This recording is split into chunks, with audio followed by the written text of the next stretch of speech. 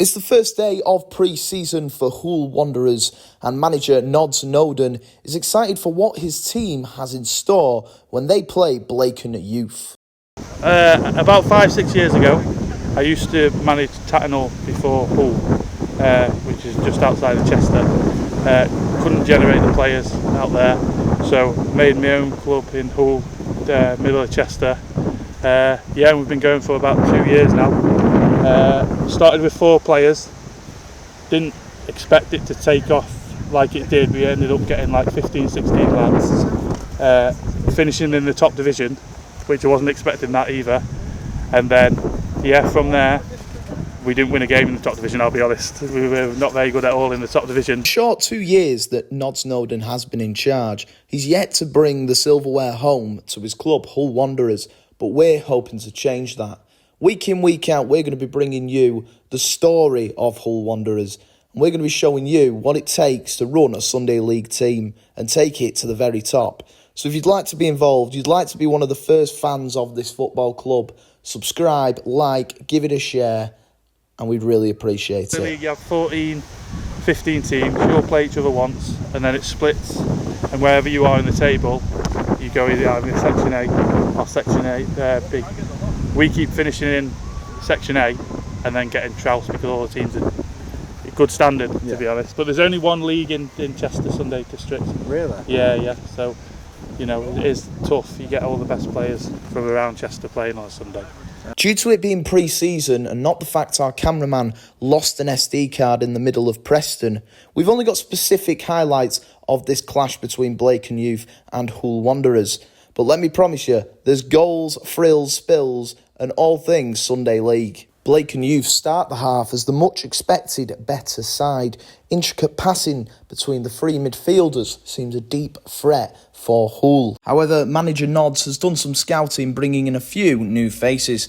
This includes striker D, who's wearing the number 8, of course, like all famous strikers, and 2 goalkeepers, one being the one on the pitch currently, Mukhtar, and Dan Wally, a young goalkeeper, wearing a substitute green shirt. From what we've seen so far, it seems Hoole Wanderers play a lot of their football down the wings, looking for those dangerous crosses. That includes wingers James and Deck, who are probably the key components of Wanderers' side. You'll also notice in the back line we have a 7'4" defender. Yes, that's completely true. Tom Rev. And you also have some great fullbacks in Dave and Perry. Keenan, Dino and Joe are your heartbeat of the team, all in midfield. And from the looks of how things have started, it seems they will be working very hard this afternoon. Wanderers are put under the cosh immediately with a big, deep, long ball into the arms of Mukhtar. And they're able to counter and show that ability with number 9, James, having a huge chance early on.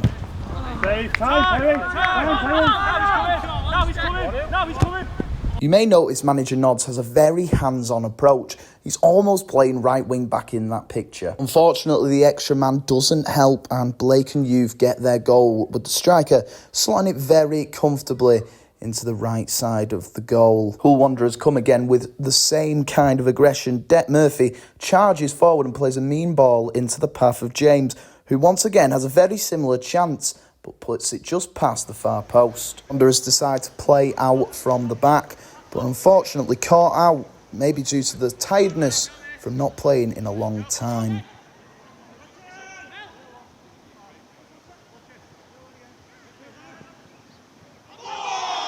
Now, I'm not too clued up on the rules, but with the hands by his side, I think it isn't in an unnatural position. However, the referee disagrees and the ball goes into the bottom left corner. Unbelievably, Hoole still won't give up, and chances are starting to be created again into the bottom right corner that's saved just by the keeper. Blacon Youth look like they're about to score again. They've been very deadly on set pieces, but the ball is collected by Mukhtar after a bit of a shoddy effort, and something unbelievable is about to happen.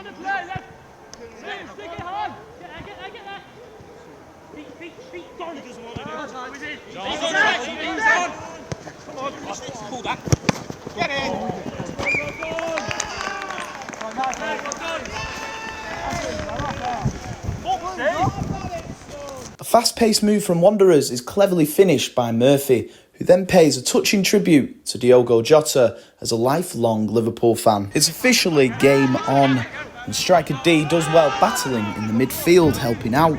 It's then picked up again by the goalscorer, who's fouled quite maliciously by the Blacon midfielder. The smartest player on the pitch was right-back Perry, who played a quick ball into the path of James, who slots it over and wins himself a penalty.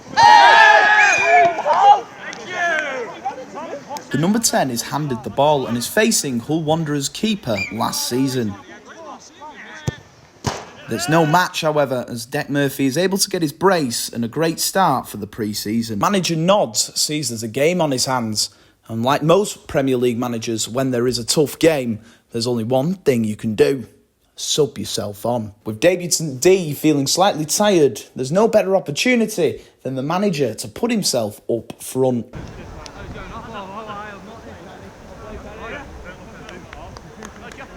Without any hesitation, Nodz gets straight to work, working hard and looking for his wingers.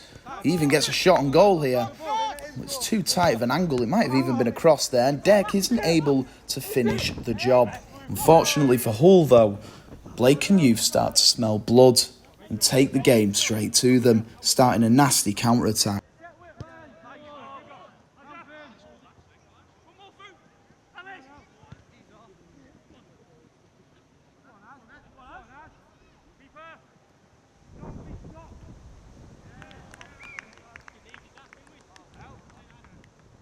Young keeper Dan Wally isn't able to deal with the danger, although a great effort.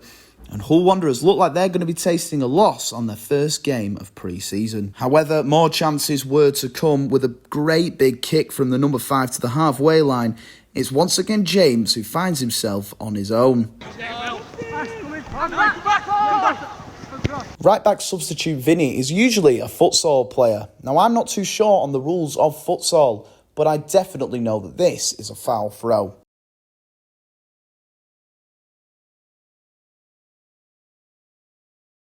Straight after this, Dec Murphy is looking for his hat-trick, and there's no better time to find it than now, until he's actually assaulted by number 12, who is then charged with GBH.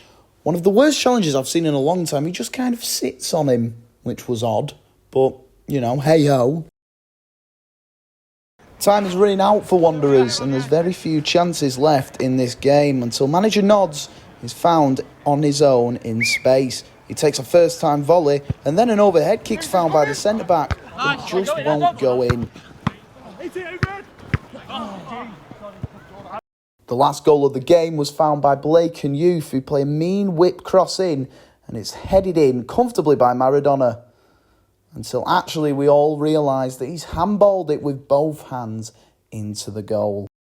After a huge looping ball by Nodz, there's very little left in the game. So much so, the referee blows his whistle, and the score ends Hoole Wanderers 3, Blacon Youth 6.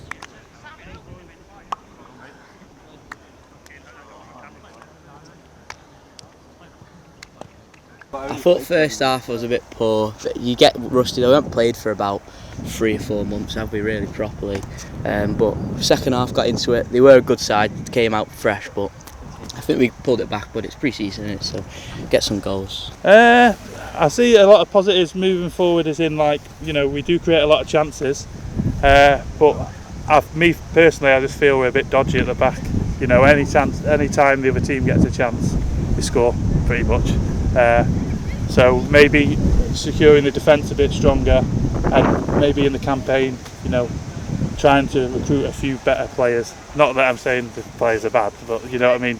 Stronger players, so when we do go in that top half, we can compete near the top. Right, no, we do. We need to be a bit more clinical. Like, there was times there we had 6 on 3 about 4 times and making the wrong decisions. Like, they didn't even really have many chances in the second half, but every time they get a chance, they score. They get one.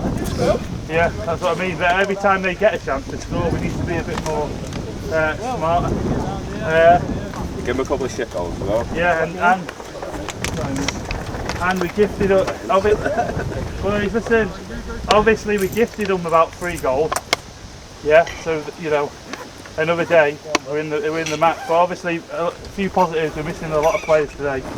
that aren't here. Obviously we've got a few people in helping us out and stuff like that. But you know, going on to next game we've got Waverton, but it just needs to be a bit more clinical in front of goal. Like I say, we went through that patch, I think we could have been probably winning.